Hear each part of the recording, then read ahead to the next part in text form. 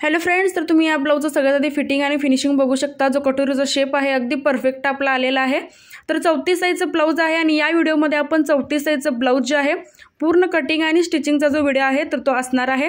तर आता इथं मी घेतलेला आहे आपलं मेजरमेंट, जे कटोरी ब्लाऊजसाठी जे आपल्याला मेजरमेंट लागतं ते इथं मी घेतलेलं आहे। जसं की इथं बघू शकता की कटोरी ब्लाऊज 34 साईज मी इथे घेतलेली आहे।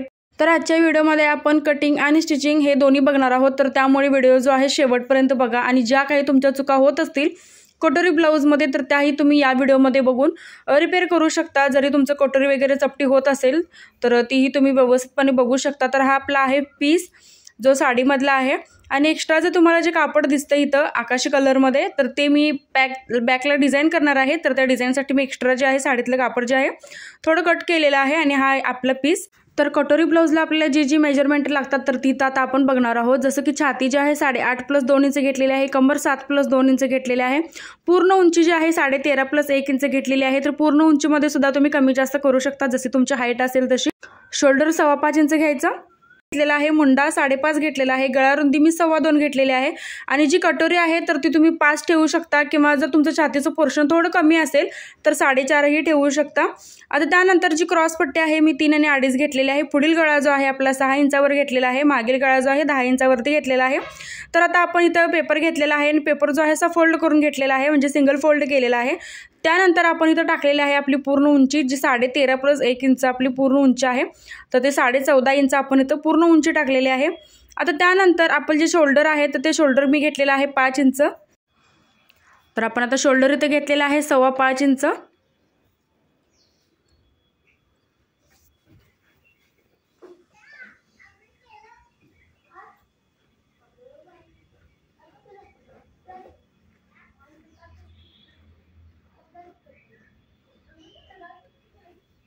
आता त्यानंतर जो आपला मुंडा आहे तर तो घ्यायचा आहे 5.5 इंचावरती।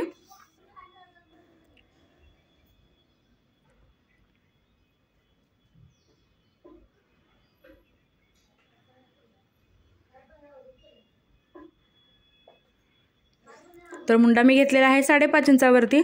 आता त्यानंतर आपण छातीचं माप घ्यायचं आहे इथं बघू शकता 10.5 इंच आपलं 2 इंच मार्जिन ॲड करून छातीचं जे माप आहे तर ते आपलं आलेलं आहे। तर इथं आपण 10.5 वरती छातीचं माप घेणार आहोत, मार्जिन प्लस 2 इंच ॲड करून। आता त्यानंतर आपण घेणार आहोत आपली कमर जी 7 + 2 आहे, तर 9 इंच आपली कमर येते।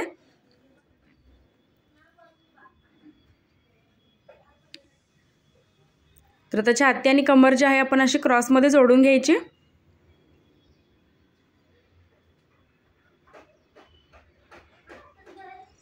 तर आता आपला फ्रंटला जो मुंड्याचा आकार आहे तर तो आपण द्यायचा आहे 1 इंचावरती आणि आपला जो बॅकचा मुंडा आहे तर तो द्यायचा आहे 1.5 इंचावरती। तर इथं बघू शकता मी फ्रंट जो आपला मुंडा आहे तर तो 1 इंचावरती दिलेला आहे आणि जो बॅकचा आहे तर तो 1.5 इंचावरती दिलेला आहे। आणि त्यानंतर जसं तुम्ही बघू शकता की मुंड्याला मी अशा पद्धतीने शेप दिलेला आहे, अगदी परफेक्ट असा व्यवस्थित शेप आपण द्यायचा आहे। तर आता आपण गळा रुंदी जी आहे तर ती 2.25 घेणार आहोत। जर तुम्हाला शोल्डरची पट्टी जास्त हवी असेल तर तुम्ही 2 घेऊ शकता। जर शोल्डरची जी पट्टी आहे आपली तुम्हाला कमी हवी असेल तर तुम्ही 2.5 इथे घेऊ शकता। तर आपला जो पुढचा गळा आहे तर तो आपण घेतलेला आहे 6 इंचावरती।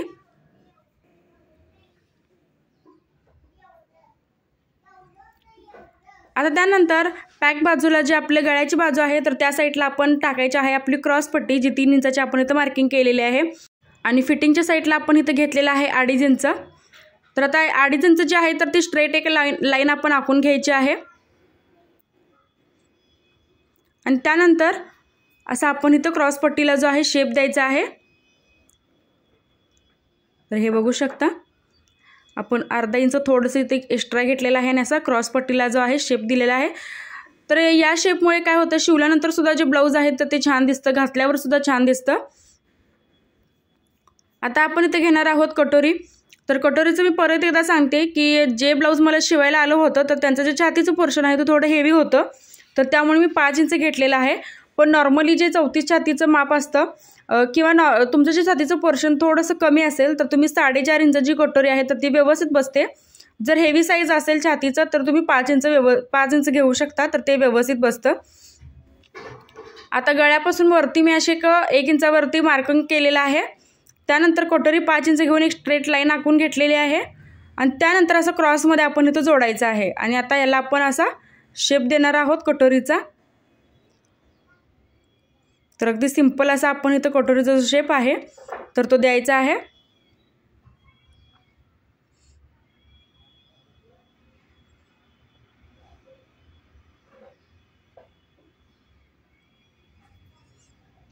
तर अगदी परफेक्ट आपला जो कटोरीचा शेप आहे तर तो आपण दिलेला आहे. तर आता गळ्याचा शेप आहे आपला पुढचा तर तो इथं द्यायचा आहे. तर गळ्याचा शेप सुद्धा तुम्ही इथं बघू शकता, थोडासा मी बाहेरून घेतलेला आहे. तर हे झालं आपलं मार्किंग 34 साईजचं.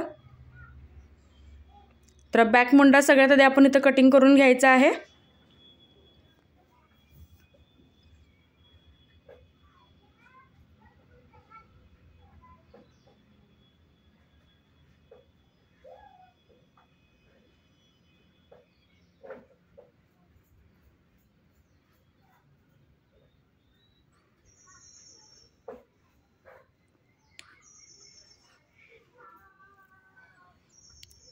तर आता बॅक आणि फ्रंट जे आहेत आपण असे सेपरेट करून घ्यायचे आहेत. तर इथं गळ्याला आपण इथं कट्स मारून घेणार आहोत बॅकच्या आणि फ्रंटच्या सुद्धा. आणि असे आपण जे आहेत बॅक आणि फ्रंट जे आहेत असे सेपरेट करून घेतलेले आहेत. तर आता आपण फ्रंट जे आपलं कटिंग आहे तर ते पूर्ण पेपर कटिंग जे आहे करून घ्यायचं आहे. जसं की मी इथं गळा कट केलेला आहे, क्रॉस पट्टी इथं कट करत आहे.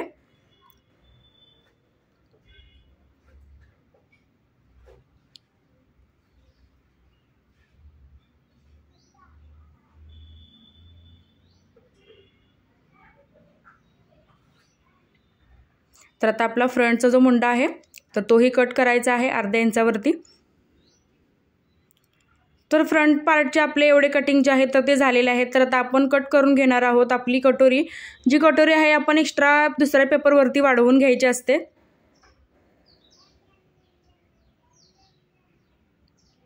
तरी बघू शकता की अशा टाईप आपल्याला हे दुसऱ्या पेपरवरती जी कटोरी आहे तर ती ठेवून घ्यायची आहे आणि सगळ्यात आधी आहे तसं मार्किंग करून घ्यायचं आहे. त्यानंतर दोन्ही साईडला आपण असं 1.5 इंच वाढवून घ्यायचं.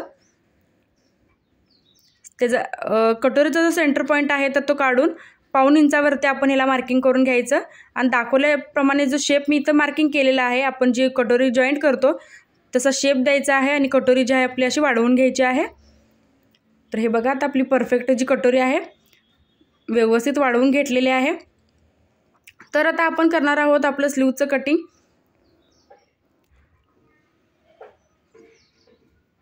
आता स्लीवचा जो व्हिडिओ आहे तो सविस्तर कुणाला बघायचा असेल तर मी एकदम सोप्या पद्धतीने छातीच्या मापावरून स्लीव्ज कशी काढायची तर ते सांगितलेलं आहे. तर तो व्हिडिओ तुम्ही बघू शकता. तर यामध्ये अगदी सिंपल पद्धतीने मी जो आहे एक लॉंग स्लीव्ज मी कट करून दाखवलेले आहे आणि एक शॉर्ट जी स्लीव्ज आहे तर तेही कट करून दाखवलेले आहे. तर बघू शकता मी अशा टाईप जी स्लीव्ज आहे तर ती काढत असते. म्हणजे काय होतं की आपल्याला परफेक्ट जो शेप आहे स्लीवचा तर तोही भेटतो, कुठेही फुगा वगैरे येत नाही स्लीव जोडल्यानंतर सुद्धा. तर आता आपले हे जे सगळे पार्ट्स आहेत तर ते अस्तरवरती आपण कट करून घेणार आहोत. तर अस्तरवरती आपल्याला कुठेही मार्जिन जे आहे एक्स्ट्रा वाढवायचं नाही. जसं आपण इथं पेपर कटिंग कट केलेलं आहे तर अगदी परफेक्ट त्याच पद्धतीने आपण इथं जे आपलं कटिंग आहे तर ते करायचं आहे. तर बॅकला तुम्ही इथं बघू शकता मी बॉटमला 1 इंच वाढवलेलं आहे कारण बॅकला जे आहे आपण इथं डिझाईन ठेवणार आहोत तर त्यामुळे एक्स्ट्रा मी कापड जे आहे बॉटमला 1 इंच वाढवून घेतलेलं आहे. तर आता आपण स्लीव्ज मुंडा आणि कटोरी क्रॉस पट्टी जे आहे तशी आपल्याला इथं कटिंग करून घ्यायचं आहे. तर त्यामध्ये अस्तरवरती आपल्याला कोणतंही एक्स्ट्रा मार्जिन जे आहे तर ते अजिबात वाढवायचं नाही. जसं आहे पेपर कटिंग तसंच आपल्याला ठेवून कट करायचं आहे.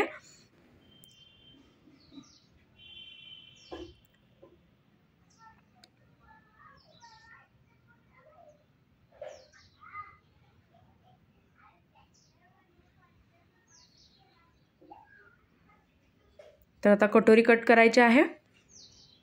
तर आता कटोरी जी आहे आपण अशी क्रॉसमध्ये ठेवूनच कट करायची कायम. स्ट्रेट जर ठेवली तर ती चपटी बसते, अस्तरवरती स्ट्रेट जर कटोरी ठेवली तर ती चपटी बसते. तर त्यामुळे कटोरी अस्तरवरती ठेवताना ती क्रॉसमध्येच असायला हवी. आता त्यानंतर आपली क्रॉसपट्टी आपण इथं कट करायची। तर वरच्या साईडला क्रॉसपट्टीला मी इथं थोडंसं अर्धा इंच वाढवलेलं आहे आणि साईडला मी 1 इंच घेतलेलं आहे, कारण शिवताना मार्जिन कमी पडू नये यासाठी। तर आपल्या अस्तराचे हे सगळे पार्ट जे आहेत कटिंग करून झालेले आहेत। तर आता आपण मेन कापडावरती हे कट करणार आहोत। तर आता मेन कापडावरती आपण हे कट केलेले आहेत आणि बॅकला तुम्ही इथं बघू शकता की मी साडीतलं कापड जे आहे एक्स्ट्रा कट केलेलं आहे आणि जे आपलं साडीतलं कापड होतं तर ते क्रॉसपट्टी आपण अगदी ॲक्युरेट कट केलेले आहे आणि हा आपला बॅक पार्ट। तर सगळे पार्ट आपण जे आहेत तर मेन कापड आणि अस्तर जे आहे जोडून घेणार आहोत। तर फ्रंट पार्ट जो आहे आपण पूर्ण इथं अस्तर आणि कापड जे आहे जॉईंट करून घ्यायचं आहे। जसं की इथं मी अपोजिट साईडला ठेवून आपण असं जॉईंट करून घ्यायचं आहे। मेन आपलं कापड आणि अस्तर पूर्ण टिप मारून घ्यायची आहे याला, किंवा तुम्ही चिटकवू सुद्धा शकता। तर आता मी हे जॉईंट करून घेतलेलं आहे। तर त्यानंतर आपण इथं जोडणार आहोत आपली कटोरी। तर कटोरी जी आहे मी नेहमी बॉटम साईडनं जोडत असते। तर हे बघू शकता अगदी अर्धा इंचाच्या स्पेसवरती एकदम लहान टिप मी घेऊन जी आहे कटोरी तर जोडलेली आहे, कारण मला आपल्याला जो डबल टिप मारावी लागते कटोरीला तर ती लागू नये। एकच टिप आपण इथं एकदम बारीक टिप घ्यायची आहे, जेणेकरून लगेच हे कटोरी जे आहे तर ते उसवत वगैरे नाही। तर असे दोन्ही कटोरी जे आहेत मी जॉईंट करून घेतलेले आहेत आणि ही जी आपली शिलाई आहे त्याच्यात थोडंसं समोर पुढच्या बाजूला आपण कापड घेऊन बॉटमला 1.5 घेतलेला आहे, वरच्या साईडला आपण इथं 2.5 घेतलेला आहे आणि कटोरीचा जो टक्स आहे तर तो असा मारून घ्यायचा आहे। तर हे बघू शकता खूप छान असं फिनिशिंग सोबत आपली जी कटोरी आहे तर ती तयार झालेली आहे। तर दुसऱ्याही साईडला बॉटमला 1.5 आणि वरच्या साईडला आपण इथं 2.5 इंच घ्यायचं आहे। त्यानंतर कटोरीला जो आहे असा टक्स मारून घ्यायचा आहे। तर हे बघू शकता। तर आता आपण इथं खालच्या साईडला थोडंसं इथं अर्धा इंच जे आहे इथं कट करून घ्यायचं, म्हणजे ह्या त्या दोन्ही बाजू आहेत तर त्या लेवल करून घ्यायच्या आहेत। म्हणजे हे जर आपण कापड कट केलं नाही तर क्रॉसपट्टी जे एकदम आपल्या खाली पोटावर येते, तर त्यामुळे हे कट करायचं आहे। तर आता जसं की आपण नेहमी क्रॉसपट्टी जोडतो तशी क्रॉसपट्टी जोडून घ्यायची आहे।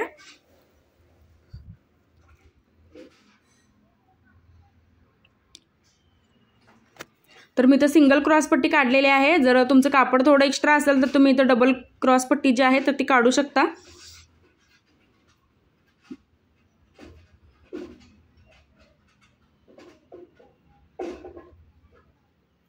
तर हे बघा खूप छान असा आपला जो शेप आहे कटोरीचा तर तो अगदी व्यवस्थित असा आलेला आहे।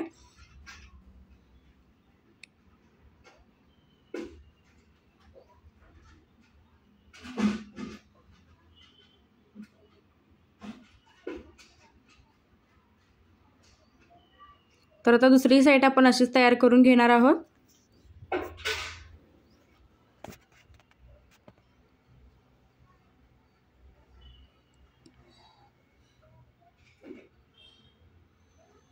तर दोन्ही बाजू आपल्या ज्या आहेत फ्रंट पार्टच्या त्या अशा स्टिच करून झालेल्या आहेत। तर इथं बघू शकता अगदी परफेक्ट आपलं क्रॉसपट्टी आणि कटोरीचं जे माप आहे तर ते आलेलं आहे। तर ते आपण लावणार आहोत आय आणि हुकची पट्टी। तर एक पट्टी जी आहे आपली आयची तर ती इथं आपण घेतलेली आहे 3 इंचाची आणि हुकची पट्टी जी आहे आपण इथे घेतलेली आहे 2.5 इंचाची। तर आता सगळ्यात आधी मी 3 इंचाची पट्टी जी आहे असं उलट्या साईडने सरळ बाजूला वरच्या साईडला फोल्ड करून घेणार आहे, जी आपली 3 इंचाची पट्टी आहे आयची। तर हे बघू शकता आपण अशा पद्धतीने आपली आईची जी पट्टी आहे तर ती याच्यावरती अशी लावून घ्यायची आहे आणि जी हुक पट्टी आहे तर ती आपण काढलेली आहे 2.5 इंचाची। तर ती हुक पट्टी जी आहे आपण वरच्या साईडनं जोडायची आहे आणि आतल्या साईडनं आपण ती फोल्ड करून घ्यायची। तर याला डबल फोल्ड येतं अस्तरला। आता यावरून आपण अशी टिप मारून घ्यायची। आता ह्या दोन्ही बाजू एकदम परफेक्ट आपल्या आलेल्या आहेत। आता गळ्याचा जो शेप आहे तर तो थोडासा आपल्याला इथं क्रॉसमध्ये दिसतोय, तर गळ्याचा जो शेप आहे मार्किंग करून घ्यायचा आहे गोल आकार। त्यानंतर गोल आकार अगदी व्यवस्थित आपल्याला परफेक्ट इथं द्यायचा आहे दोन्ही साईडला। त्यामुळे काय होतं की आपली आय आणि हुकची जी पट्टी आहे तर ती सुद्धा एकदम एकसारखी येते, कमी जास्त होत नाही आणि गळ्याचा सुद्धा जो शेप आहे अगदी व्यवस्थित आणि प्रॉपर येतो।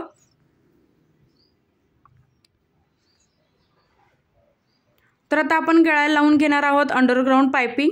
तर मी तर रेडीमेड पायपिंग लावलेले आहे, तर तुम्ही नॉर्मल पायपिंग सुद्धा तुमच्या पिसामध्ये जेवढं कापड शिल्लक राहिलं असेल तर तुम्ही लावू शकता। तर मी इथं घेतलेलं आहे गोल्डन कलरचं अंडरग्राऊंड पायपिंग। तर त्यासाठी मी इथं घेतलेलं आहे अस्तर। सगळ्यात आधी आपण अस्तर घ्यायचं आहे।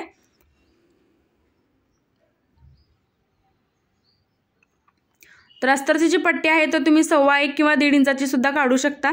तर पायपिंग लावायच्या अगोदर पायपिंगला आपण असे छोटे छोटे कट्स द्यायचे आहेत आणि त्यानंतरच पायपिंग जी आहे अशी सरळ कापडावरती लावायची आहे। तर ज्यांना कुणाला रेडीमेड पायपिंग जे आहे लावता येत नसेल तर तुम्ही माझा जो व्हिडिओ आहे मी चॅनलवरती अपलोड केलेला आहे की अंडरग्राऊंड पायपिंग जी आहे कशी लावायची एकदम परफेक्ट आणि फिनिशिंग सोबत मी तुम्हाला दाखवलेला आहे, तर तो व्हिडिओ तुम्ही बघू शकता। आता मी इथं पायपिंग लावून घेतलेले आहे आणि अगदी त्याच पायपिंगवरती मी इथं जपलं अस्तर आहे आपण कट केलं होतं तर ते इथं लावून घ्यायचं आहे। अगदी किनाऱ्याला आपल्याला इथं टिप मारून घ्यायची आहे पायपिंगच्या। तर ही एकदम सोपी पद्धत आहे। जे आता नवीन शिकत आहेत किंवा शिकलेले आहेत तर त्यांना पायपिंग जी आहे लवकर जमत नाही तर तुम्ही ही ट्रिक वापरू शकता। अगदी सिंपल आणि एकदम मस्त अशी पायपिंग आपली येते। तर आतल्या साईडनं आपण जे कापड आहे तर ते असं फोल्ड करून घ्यायचं।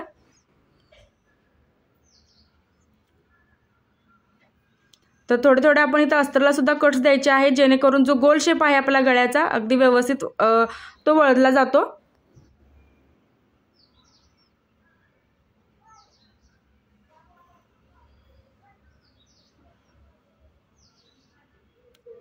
तर एकदम परफेक्ट आपली जी पायपिंग आहे तर ती अशी तयार झालेली आहे। ते सुद्धा अगदी व्यवस्थित आणि फिनिशिंग सोबत अंडरग्राऊंड पायपिंग आपण इथं दाखवलेली आहे फ्रंटला कटोरी ब्लाउजला। तर तुम्ही हीच पद्धत जी आहे तर ती बॅकच्या गळ्याला सुद्धा करू शकता। तर बॅकचा जो गळा आहे आपला तर तोही एकदम सिंपल पद्धतीने जो व्हिडिओ आहे मी दाखवलेला आहे की बॅकला सुद्धा आपण अंडरग्राऊंड पायपिंग जी आहे तर ती कशी लावायची।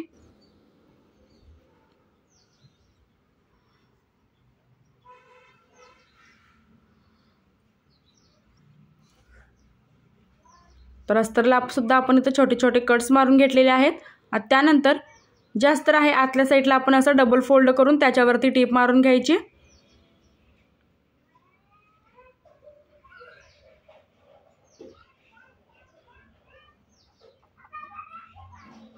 आता ह्या दोन्ही साईड ज्या आहेत आपल्या अशा व्यवस्थित तयार झालेल्या आहेत।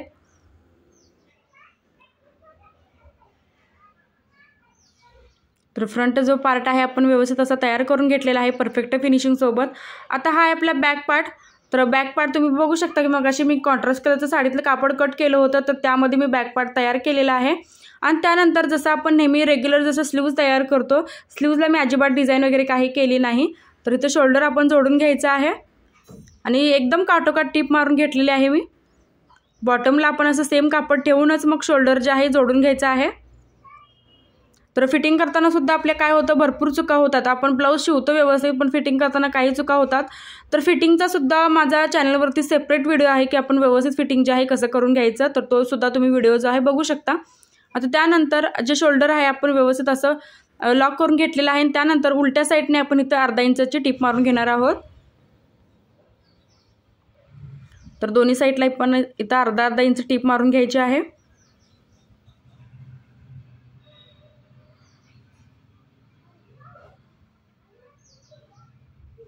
तर अगदी शोल्डर पण आपण व्यवस्थित इथं जोडून घेतलेला आहे।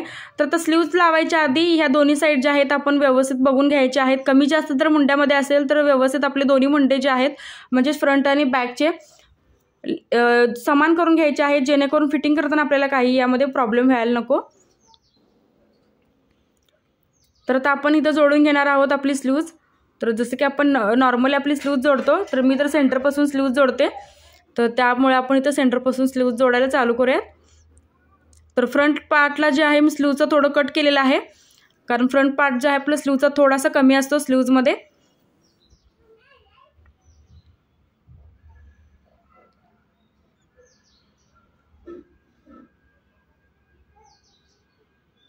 तर स्लीव्ह सुद्धा अगदी परफेक्ट आपली इथं जोडले गेलेली आहे, कुठेही कापड कमी जास्त झालेलं नाही। तर हे बघू शकता। तर आता दुसरी सुद्धा स्लीव्ह जी आहे आपण अशीच जोडून घ्यायची आहे।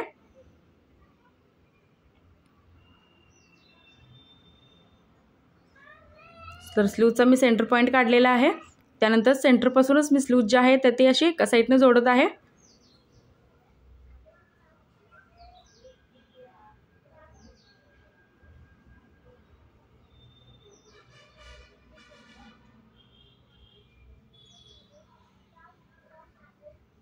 तर आता स्लीव्हचं जे आहे आपलं जोडून झालेलं आहे ब्लाऊजला। तर आता आपण इथं सरळ ब्लाऊजच्या सरळ बाजूलाच अशी टीप मारून घ्यायची आहे। एकदम काटोकाट टीप आपण इथे घ्यायची आहे म्हणजेच काय होतं की ब्लाऊज ज्यावेळी आपण उलटं करतो तर त्यावेळी आतून जे फिनिशिंग आहे तर ते सुद्धा व्यवस्थित येतं, कुठेही त्याचे धागे दोरे वगैरे दिसत नाहीत. तर सर्व बाजूने टीप मारून एक्स्ट्राचं कापड मी इथे कट केलेलं आहे. तर दुसऱ्याही साईडला आपण अशी टीप मारून घ्यायची.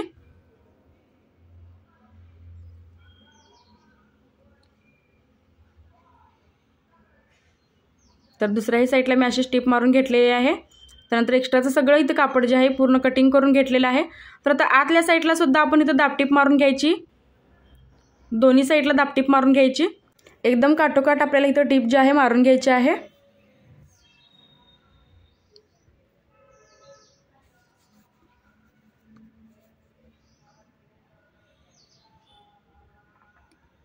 तर आता दोन्ही साईड ज्या आपल्या अशा आहेत उलट्या साईडने लॉक झालेले आहेत. आता आपण टाकणार आहोत आपले फिटिंगचं माप. तर आता 6.25 इंचावरती मी हात रुंदी घेतलेली आहे. त्यानंतर 8.5 इंचावरती मी छाती घेतलेली आहे आणि 7 इंचावरती आपलं कमरेचं माप घेतलेलं आहे. तर बघू शकता आपलं फिटिंग जे आहे खूप छान असं आलेलं आहे. आणि सोबत बघू शकता की आपलं 2 इंचाचं फुल जे आपलं ब्लाऊजमध्ये मार्जिन आहे ते सुद्धा उरलेलं आहे. तर दुसऱ्या साईडला सुद्धा आपण असंच फिटिंग टाकून घ्यायचं. तर फ्रेंड्स, आजचा व्हिडिओ तुम्हाला कसा वाटला हे कमेंटमध्ये नक्कीच सांगा. आणि तुम्हाला या ब्लाऊजमध्ये आणि काही डाऊट असतील तर तेही तुम्ही मला कमेंटमध्ये विचारू शकता. आणि माझ्या चॅनलवर जर तुम्ही नवीन असाल तर सबस्क्राईब नक्की करा आणि सोबत बेल आयकॉनलाही क्लिक करा, जेणेकरून जो मी व्हिडिओ जो आहे अपलोड करेन तर तो सगळ्यात आधी तुम्हाला त्याची नोटिफिकेशन येईल. तर व्हिडिओ आवडला असेल तर लाईक करा, शेअर करा, कमेंट करा. आणि नेक्स्ट व्हिडिओ तुम्हाला कोणता बघायचा आहे तर तेही तुम्ही मला कमेंट करू शकता की तुम्हाला कोणता व्हिडिओ कोणत्या साईजचं जे कटिंग आणि स्टिचिंग हवं आहे तर तोही तुम्ही मला कमेंट करू शकता. तर व्हिडिओ शेवटपर्यंत बघितल्याबद्दल अगदी मनापासून धन्यवाद.